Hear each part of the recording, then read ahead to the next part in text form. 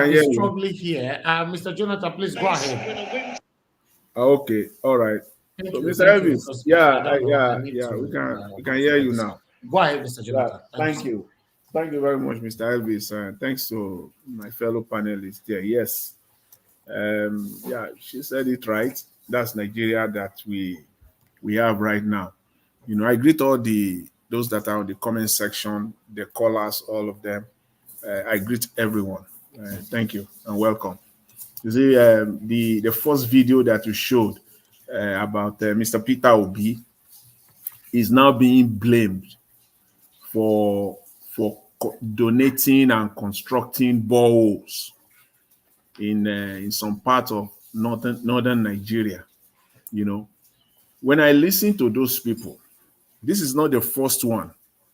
We've heard several complaints like that, you know, coming out.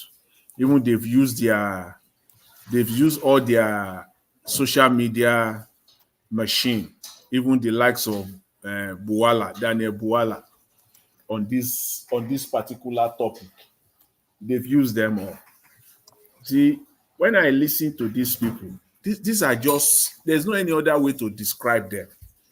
They are morons. These are just morons, period. How do you want to get people informed, even those that are educated? They claim that they are educated. And how do you want to tell these people? Which other way do you want to tell them that they are morons?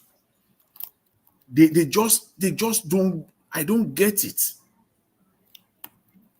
No water. A man came, used his own hard-earned money to provide boreholes, and all you can say is that the borehole or the boreholes are not working. Does borehole works without electricity to power the pumping machine? Is that not the duty of the government or even the local government, that they should be glad that somebody came, take a significant portion of the financial burden, take it off their head, construct all these boreholes, get them constructed? And the only thing you can do is just, I know by now they are even sabotaging all these borehole projects all across northern Nigeria that Mr. Peter Obi has used his money to, you know, to support them with. I know they are sabotaging it. And they want to come out and be showing Nigerians the boreholes are not working. Do you see how delusional people can be? How deprogressive people can be? It's just, these people are just, call it devil. Devil. That's all I can just say.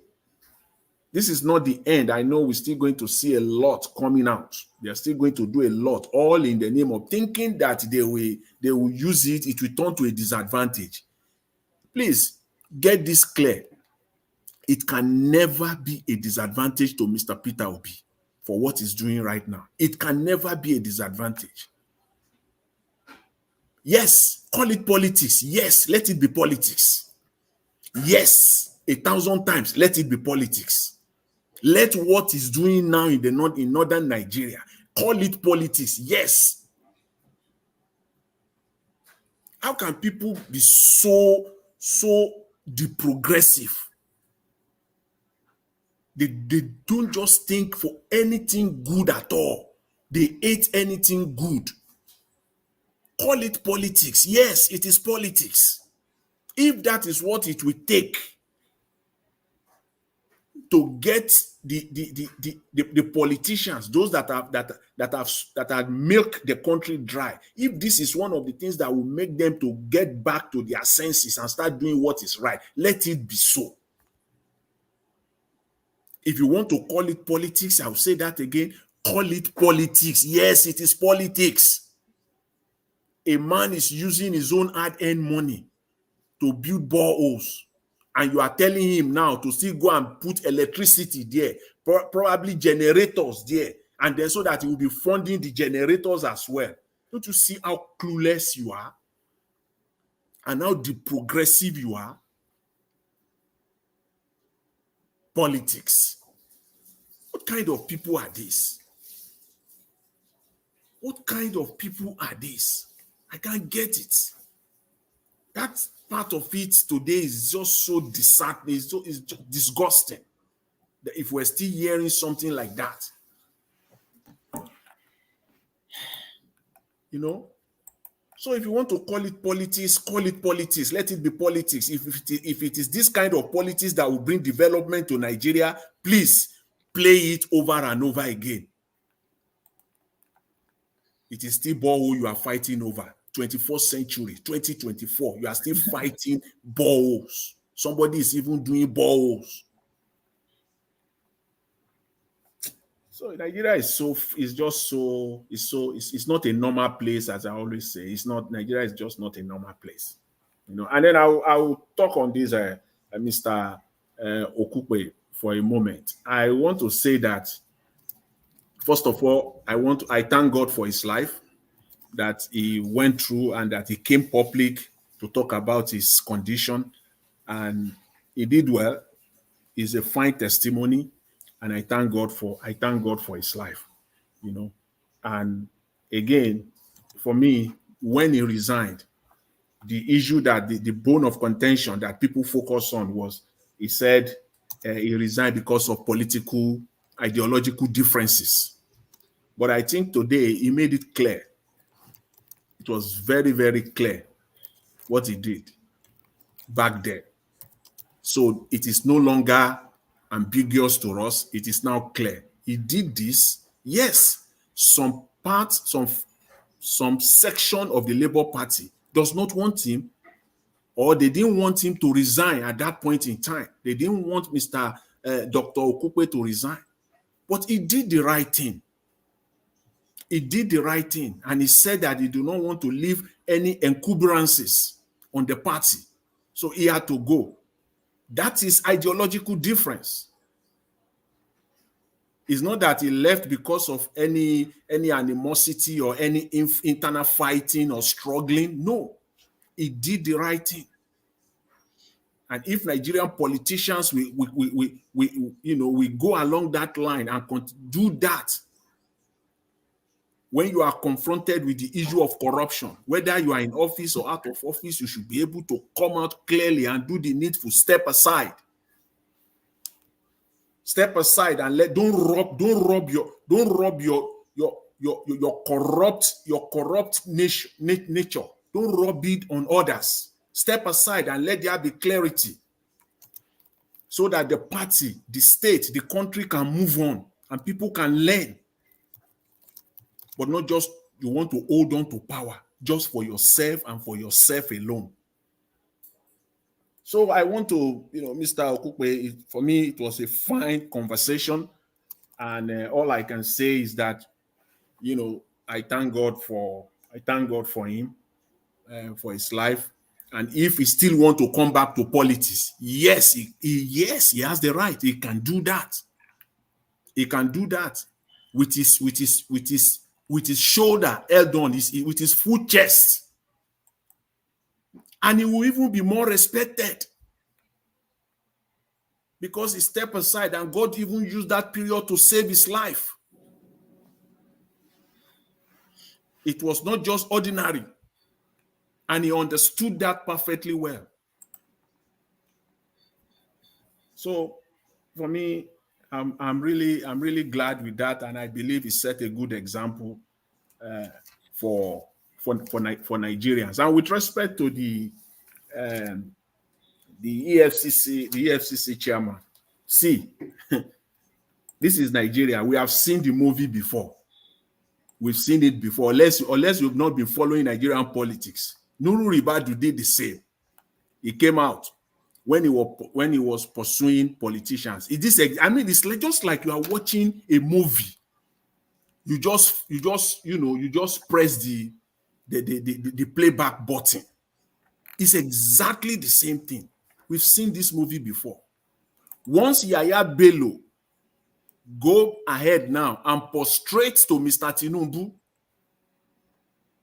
and the other leaders of the party in the north, you will see the story will change. Mr. Yaya Bello is working it out. Mr. Yaya Bello will get to a point, he wants the access. What he wants now, what Mr. Yaya Bello is looking for now, make no mistake about it, is working hard, using his contacts. Okay. Mr. Elvis, is that the new sound of the bell? Anyway. Mr. Elvis has gone digital. No. That one is not coming from me. It's coming from my moderation. I've muted. Okay. Right. So Mr. Elvis, so as I was saying, that Mr. Yaya Bello at this point in time, for me, I'm not naive when it comes to Nigerian politics. I'm not naive at all. And I can preempt them.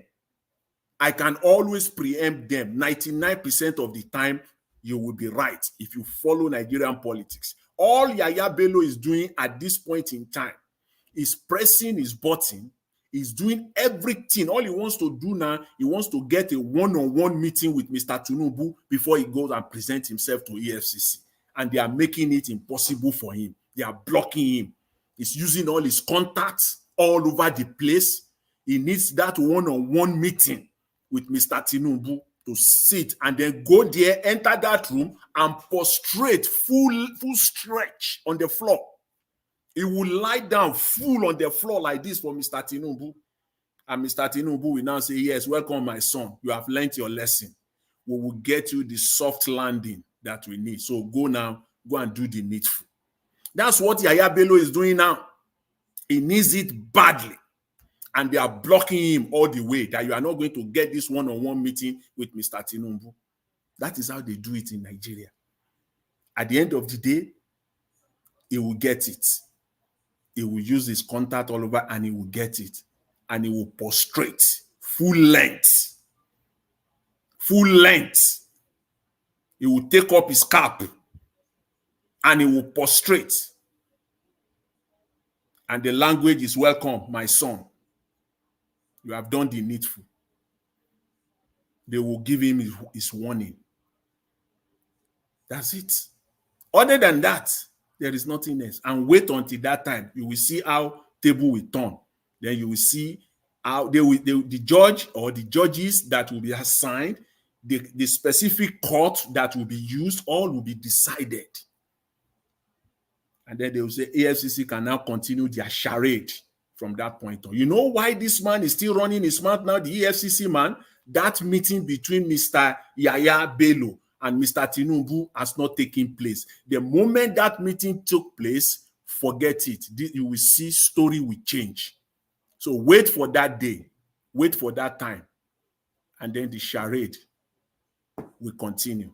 That's that with that. So it's a waste. Let's just wait and see the video, the old movie play out, in Nigeria as they do. So finally, Mr. Elvis, I will just talk on this Abuja Chinatown thing, in Nigeria, where they banned Nigeria, or they ban Nigerians from coming to the shopping center or whatever it is.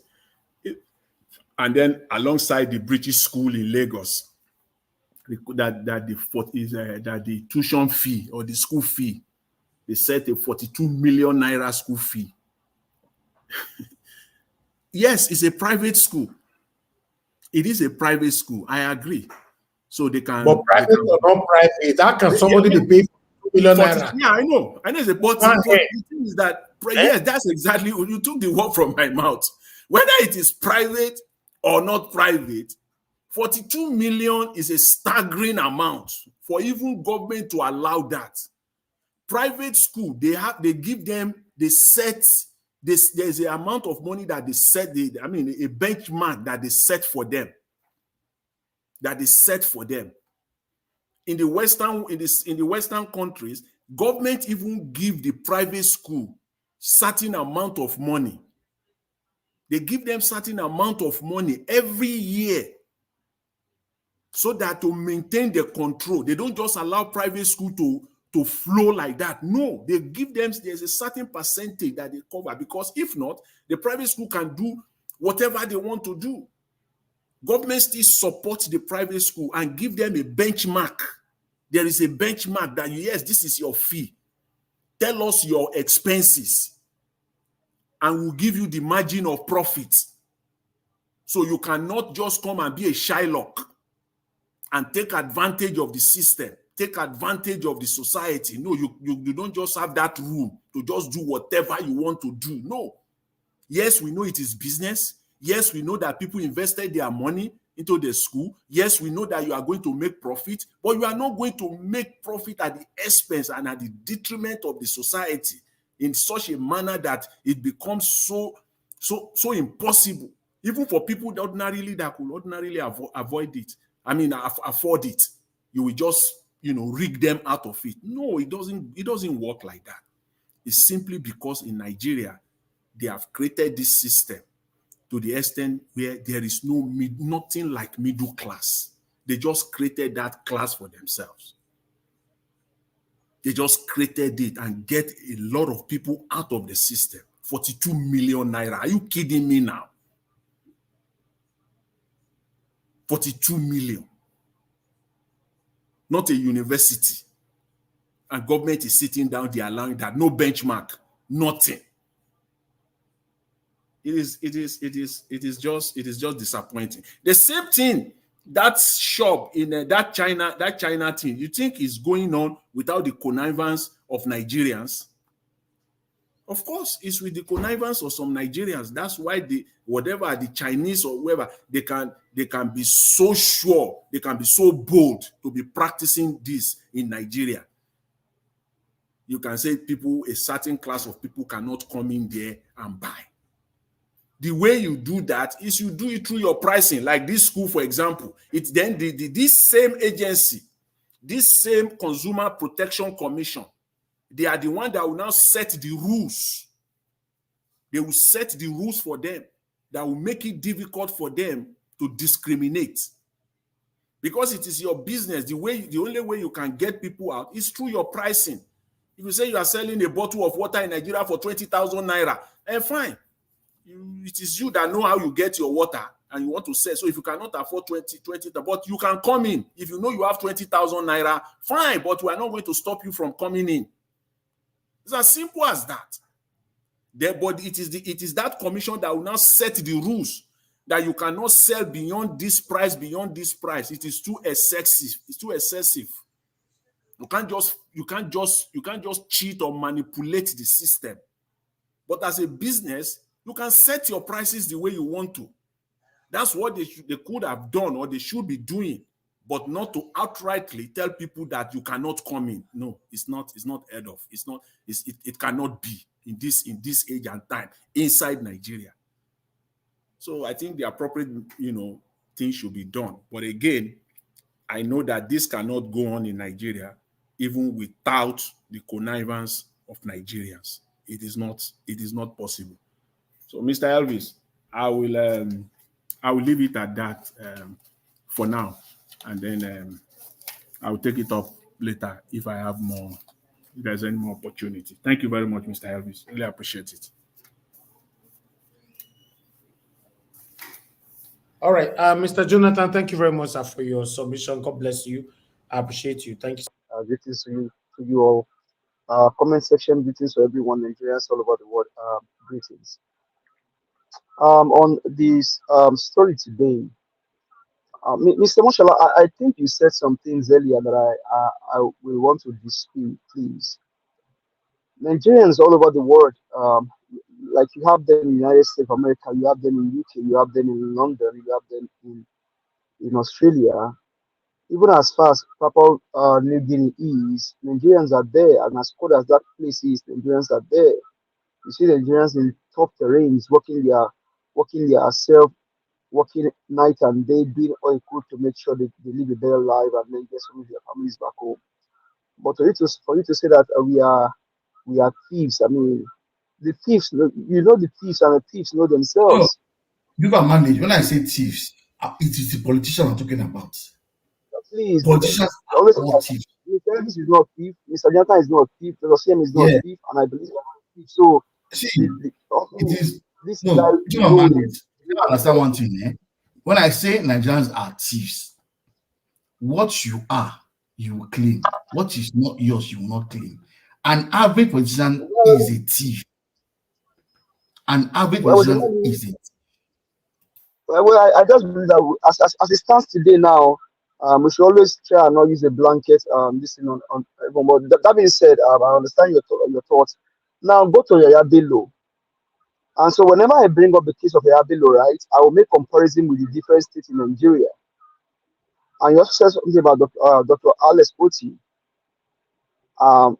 It wasn't Dr. Alex Oti that did not see any project. So Alex Oti became the governor of Abia State. And so the previous administrations that actually gave out projects, contractors to contractors, Dr. Alex Oti discovered after forensic investigation that those projects did not exist and money had been paid. Nigerians, listen to what we're saying tonight. Dr. Alex Oti of Abia State, once he became the governor of Abia State, did a forensic audit of the books of Abia State government and the several projects signed by his predecessors. He discovered that those projects are not there; they didn't exist. Whereas monies have been paid to the contractors. Now you go to look for those projects that they said it did, nothing exists. An example is the Abia State Airport. If I'm correct, there is no Abia State Airport today, and money was paid. And so when we talk about governors, and then even the ones that sit in the middle, it is very, very critical for Nigerians to really understand what they are into. Nigerians are in a mess. And so if you now compare this and then look at what is happening in Kogi State, the reason why Yaya Bello would do everything he did against Natasha, against Gino Melaya, even though I don't support him, and to ensure that Ododo becomes the governor, is because Ododo will cover the tracks of Yaya Bello. Ododo will cover the sheets where Yaya Bello sheets. Nigeria, I'm not going to listen to Ododo, the current governor of Kogi State. The reason why Yaya Bello will make sure that guy become governor, they say that guy, all the sheets and the piece and the vomit, where Yaya Bello vomits, everything we do, he will make sure they don't cover them for them. And now it's don't do with that. So go Abuja say Yaya Bello no steal Kogi State money. So the 80 billion where they say steal, that money just vanished for Kogi State, right? Kogi and Nigerians, listen. During their administration, Yaya Bello's wife was the one that was giving 1 million naira cash to the orderlies that he had, army, police. She gave them 1 million naira. There's a video of it. This is not allegedly. There's a video. Yaya Bello's wife was the one that was giving cash to the army personnel. And so that's why Yaya go do everything possible. Say Ododo become the governor of Kogi State, even though the election was rigged. And the one where we say wait for the top person in person of Gino Melayo. I never see one human being who get 200 wristwatches. Gino get over 200 wristwatches and various cars parked in his garage. Even the one we say he never arrived for more than 1 year. He did Gino garage. After the election, Dino wait for go court, go defend the election. Dino run because EFCC also released EFCC for against Dino Melayo, even though he said na criminal. Dino run come out for Kogi State, go Dubai, go stay there. When Dino enter Dubai, Dino waiting there to say see country. The Dubai where Dino go say where say see country.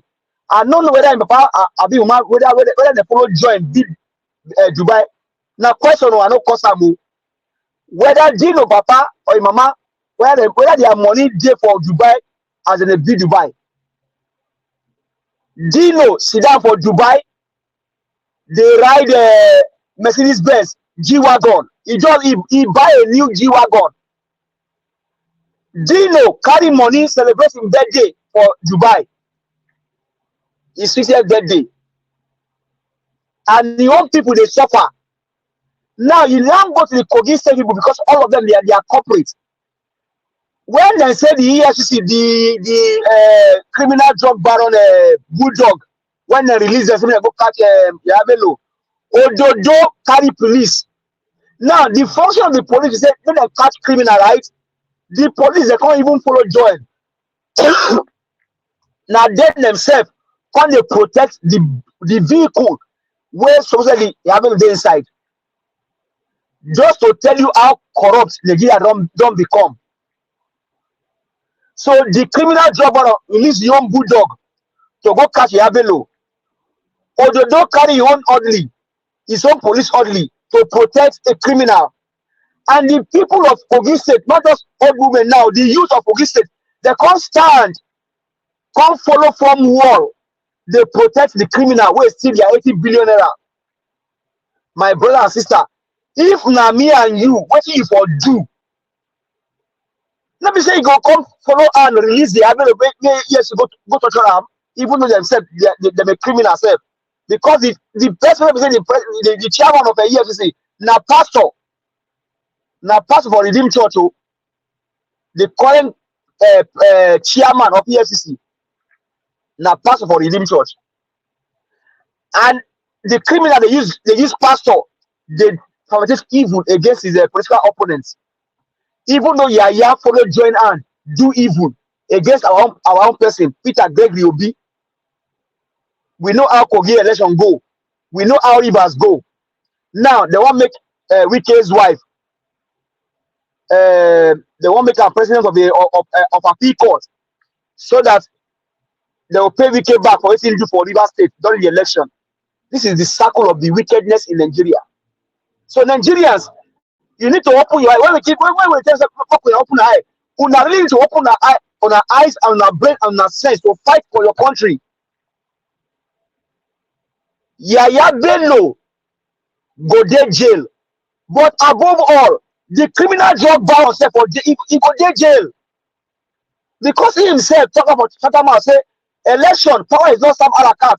You go snatch him, run with him. Whether you buy people or you know people, just carry the banner buses and run away with the.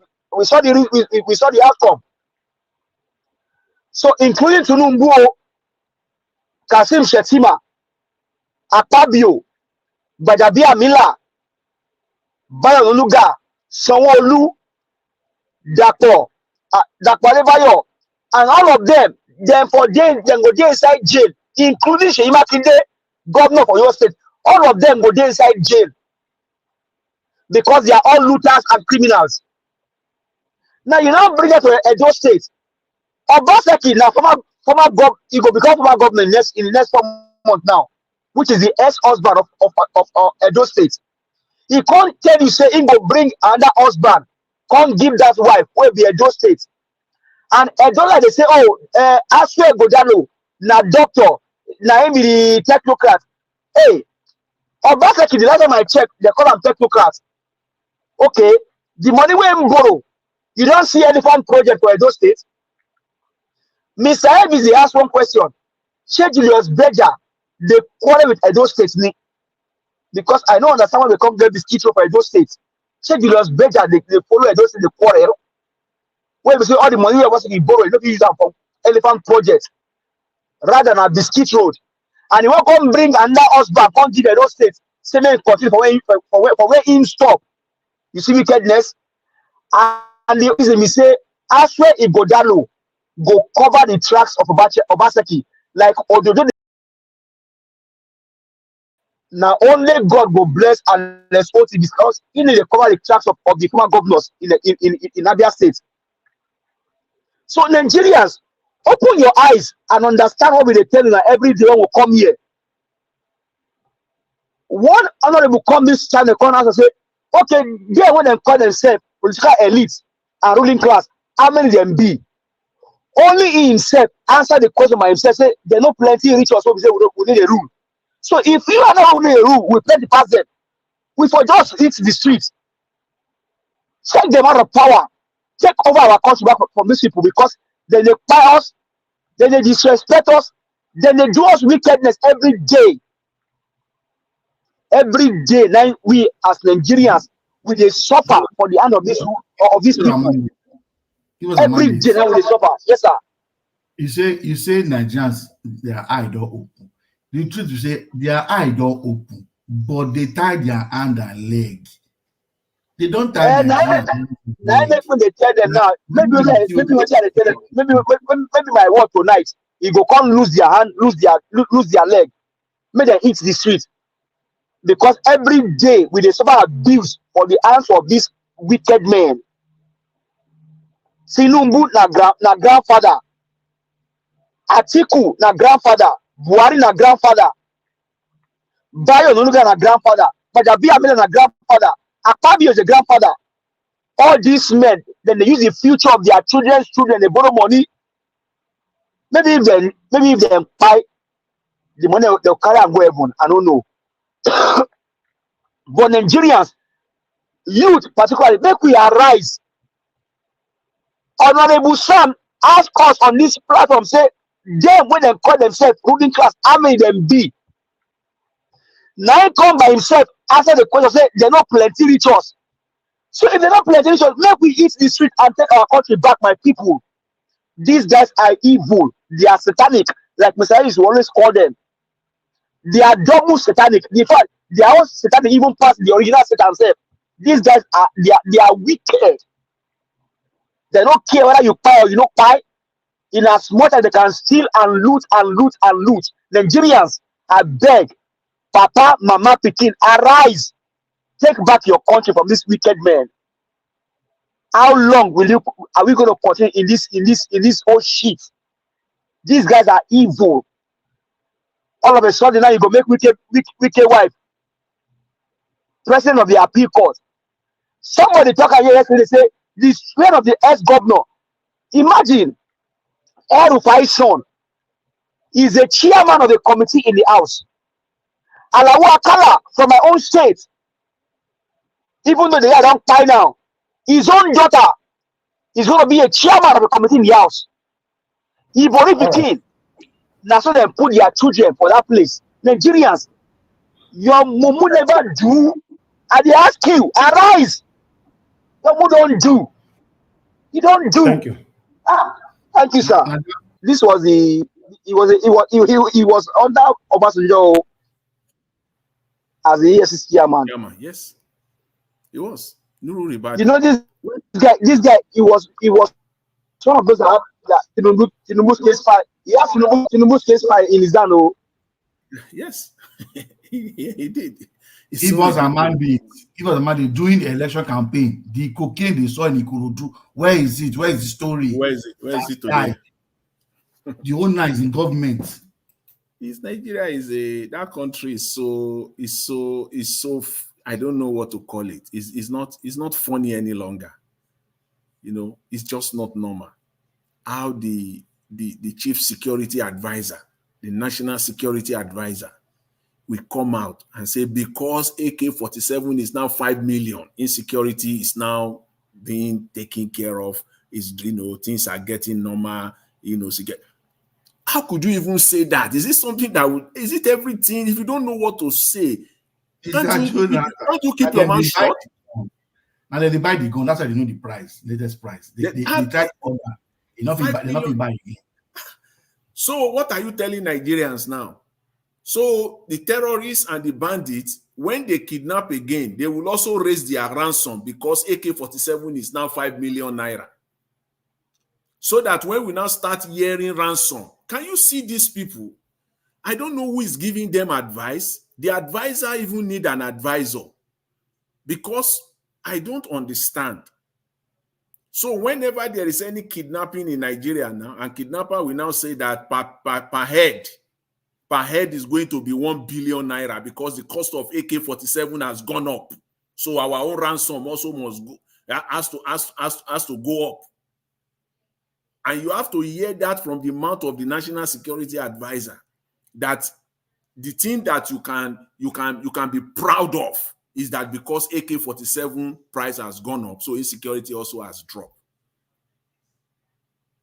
So even if we want to give that, even if we want to take that just at the face value, so it is only when AK-47, so that means that you are not the one doing your job.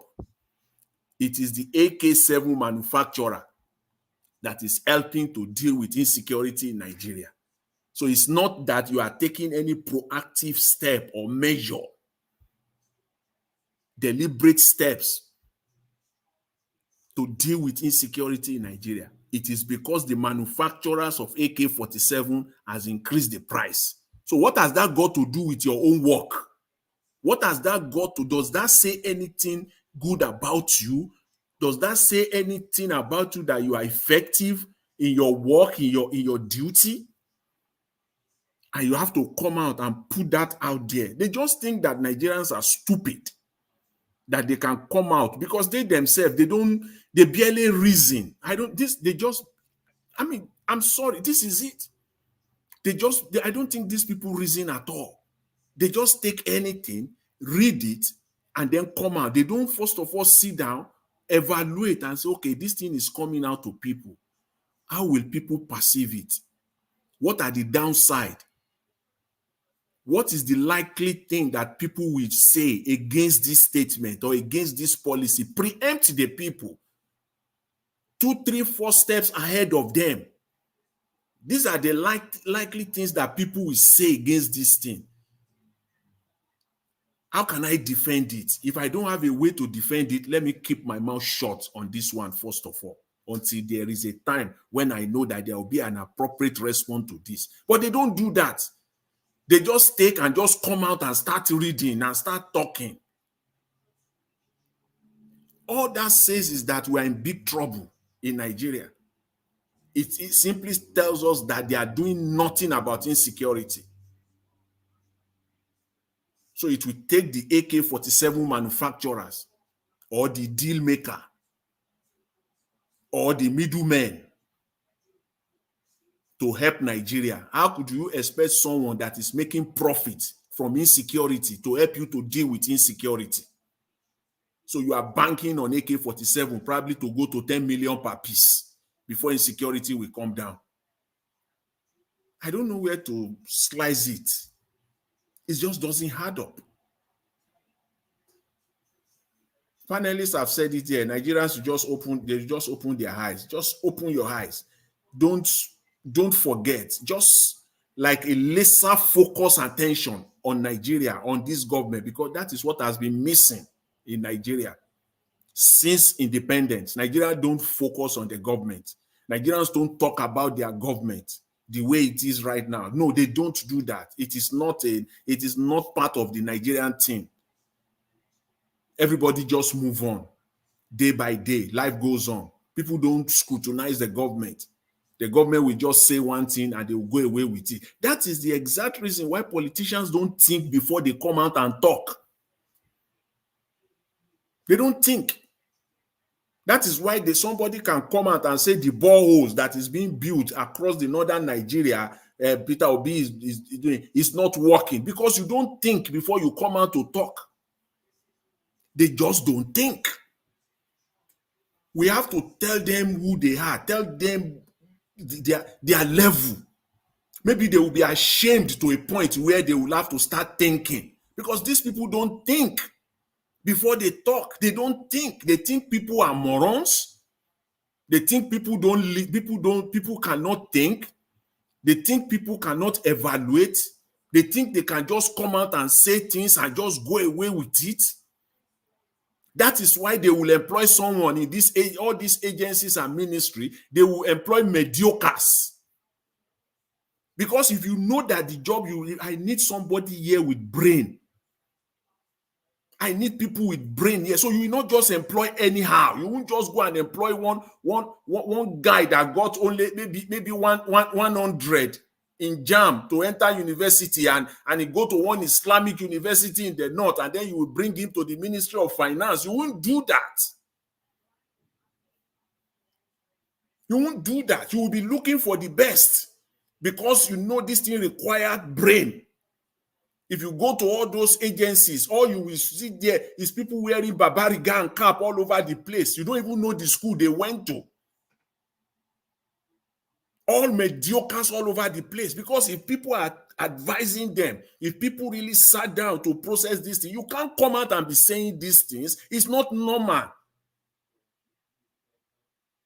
It is not. But they are used to it that Nigerians just go out and say this thing. We need to do something now. We just have to do it. We have a deadline to meet. You just have to say something. That's why they do this thing, and they've been going away. But please, your days are numbered now. You can't do these things and go away with it. Nigerians are listening, both at home and abroad. You can't. We are watching, and we are not forgetful. We know who is there. We know his antecedent. Just remember that. We know. We know how he got into office. We know everything about him. The world is watching. Everybody is watching. We are listening to you. Whatever you do, you say every day. It is not Nigeria of the past. No, it is not. That is why you can't do things and just go away with it. I was reading earlier today that they've disbursed money to 1,000 small businesses, shops, and all the rest. I don't know who these people are. They've succeeded to siphon maybe 5 billion naira there. Businesses that benefited from this, that are beneficiaries, how many of them? Where are these businesses? We know, we are not going to forget. You said so. You said you've disbursed 5 billion. And that you are going to disburse another 75 billion to small-scale businesses. You said so. So we know you said so. We know we are watching. And we want to see those businesses. We want to see the impact of those businesses on the local economy of each state in Nigeria. So that in 3 months' time, in 5 months' time, when we start talking, where is the 75 billion? Don't say that people don't love Nigeria. Don't start defending stupidity and say we are just talking. Don't start talking rubbish and say it is politics. You have just said now that you've distributed 5 to 1,000 and you want to distribute to 1 million, 50,000 naira. We want to see. And those businesses that will get the 75 billion, we were waiting. Remember that we are watching. We want to see those businesses. You should be proud and showcase those businesses. You should be proud. Have a platform where you will showcase those businesses that are the beneficiaries of this 75 billion. You should be proud to showcase them.